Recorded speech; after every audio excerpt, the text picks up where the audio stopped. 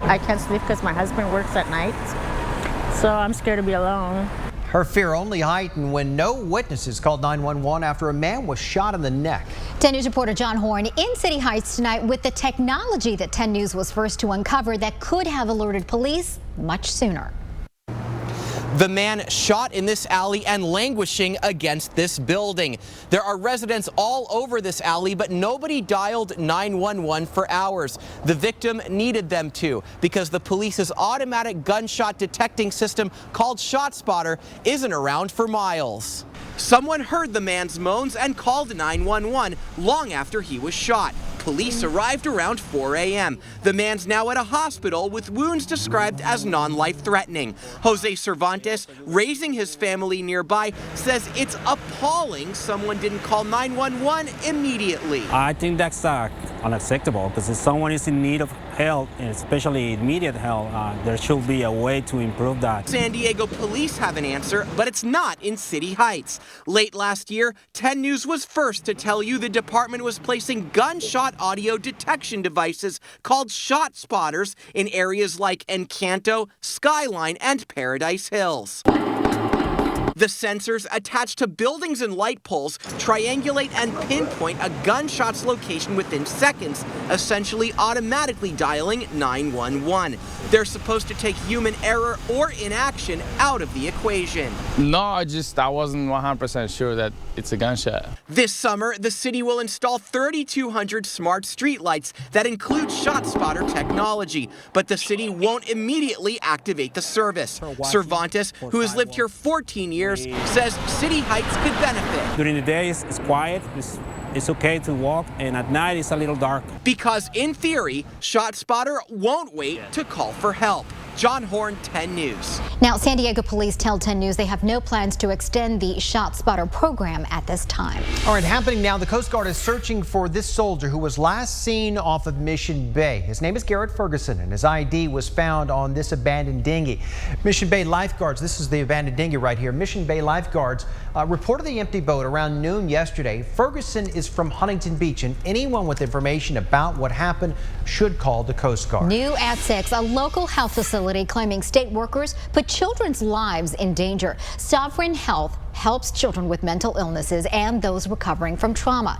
The facility claims that 2 social workers showed up for an inspection last month, and they brought a man with a gun with them. According to a complaint, that man bullied Sovereign Health staff members, and the social workers refused to tell anyone who he was. We would have no way of knowing if this gentleman was an active shooter. We have an obligation to protect our patients in those kinds of instances. Sovereign Health tells 10 News they still have no idea who that man was or why he was with the social workers. All right, right now, children stopped, frisked, and their DNA collected. The explosive allegations contained in a new lawsuit the ACLU just filed against the San Diego Police Department. That suit claims the 4 teenagers were stopped and searched without cause in Memorial Park. And that's where we find our 10 News reporter, Riel Creighton, with more. Riel. We'll see, the ACLU chose this spot because they say this is where those teens were stopped, searched, their DNA illegally collected. They handed out this breakdown of what they allege in their lawsuit, where they essentially call this a case of racial profiling. These cops out here do real things to real people. In the same park where she says her son was stopped and frisked, this mother, Jamie Wilson, blasting San Diego police. When our children can't walk down the street, be it a trolley station or go hang out at a park without fitting the description or looking suspicious, then there's a problem. Wilson, the co-plaintiff with her teenage son in a new lawsuit filed by the ACLU on their behalf against the San Diego Police Department. Her 16-year-old, one of 4 black teens, stopped while walking through Memorial Park last March. Handcuffed, searched, and detained. The ACLU says they were told they'd be released only if they provided a sample of their DNA via mouth swab, though they committed no crime. This is dragnet surveillance based on your child's spit of an entire community. The ACLU accusing SDPD of skirting California law restricting DNA collection from juveniles by allowing officers to obtain consent from a minor. That SDPD routinely stops us just for being black. Christopher Rice Wilson with Alliance San Diego argued police are trying to build a database on brown and black children. He says he's also been stopped in this park for no reason. Have a police car roll up on you and ask what you're doing over here. and to have to justify your mere existence, yeah, I felt intimidated. Police did find an unloaded gun in the duffel bag of one of the teens, but the case was thrown out in court as the, quote, fruit of an unlawful search. When our children have been handcuffed multiple times by the time they hit high school, but they've never committed a crime, there's a problem.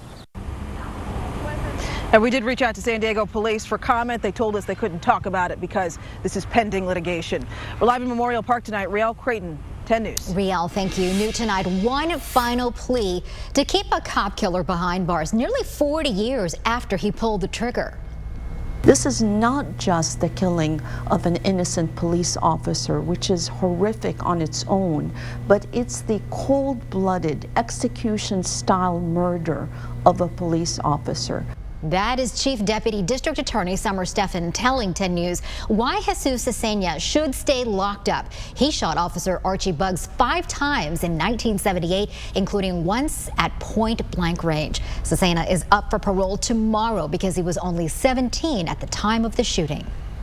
All right, Itika, Brian Schlonsky here in the 10 News Live Center, tracking some breaking news and some brand new video to show you now. It's going to show an LAPD officer firing off his gun during a fight with some teenagers. This is in Anaheim. Here's the video. The officer off duty. He's the man right there in the blue checkered shirt. You see him there fighting with the teenagers.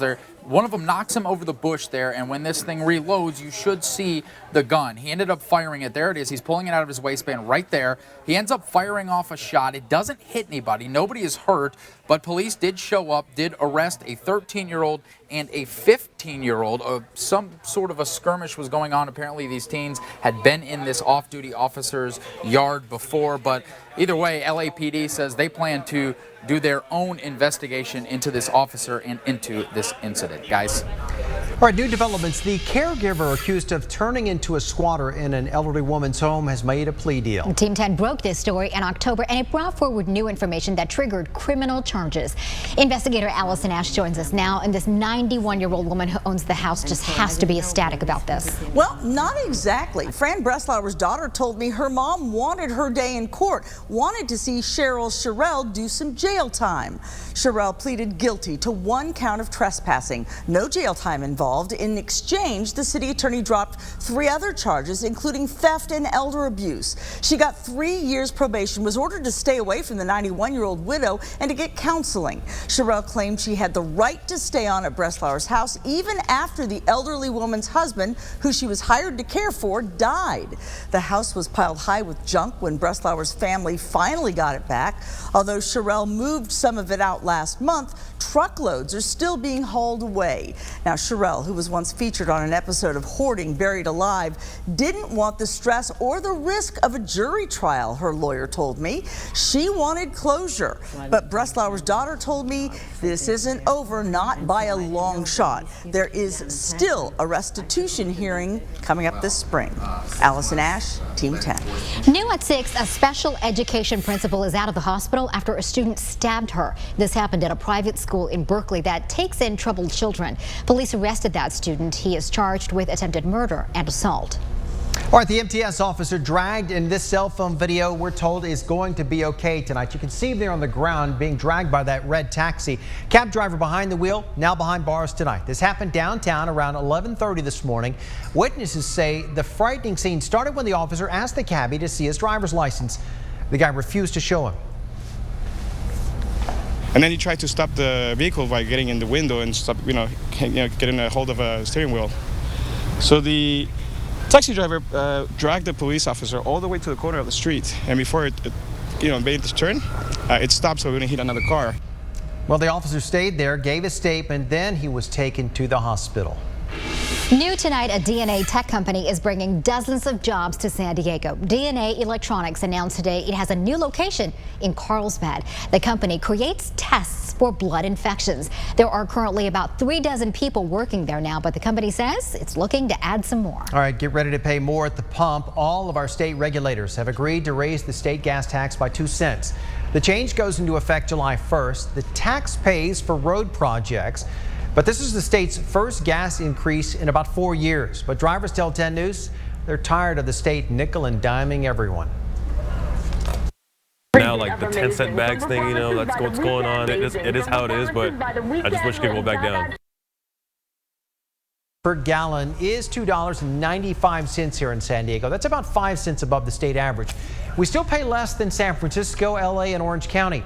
Right now, those drivers pay about $2.99 a gallon.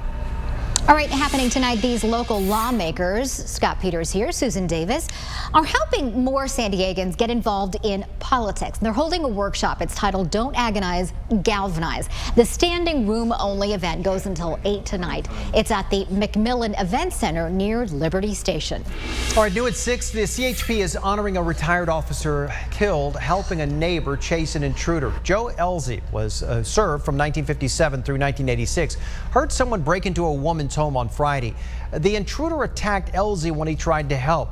Well, the 87-year-old died shortly after. The Stockton CHP department posted this on its Facebook page today, thanking Elzie for his bravery. New video now showing the gaping hole left behind when a Mercedes plowed into a bedroom. Take a look at that, the entire wall there. 2 young boys sleeping on the other side of that wall in La Puente when that car crashed through it this morning. You can see one of the beds there in the wreckage. Well, no one was hurt. This surveillance video caught the car crashing into the home. And watch what happens next. The driver climbs through the sunroof to get away and then runs away. Crews removed that car and the driver later turned himself in. Police say if he hadn't run off, he likely would have avoided any charges. All right, new developments. A vigil for the 8-year-old boy killed in a drive-by shooting is planned for Friday.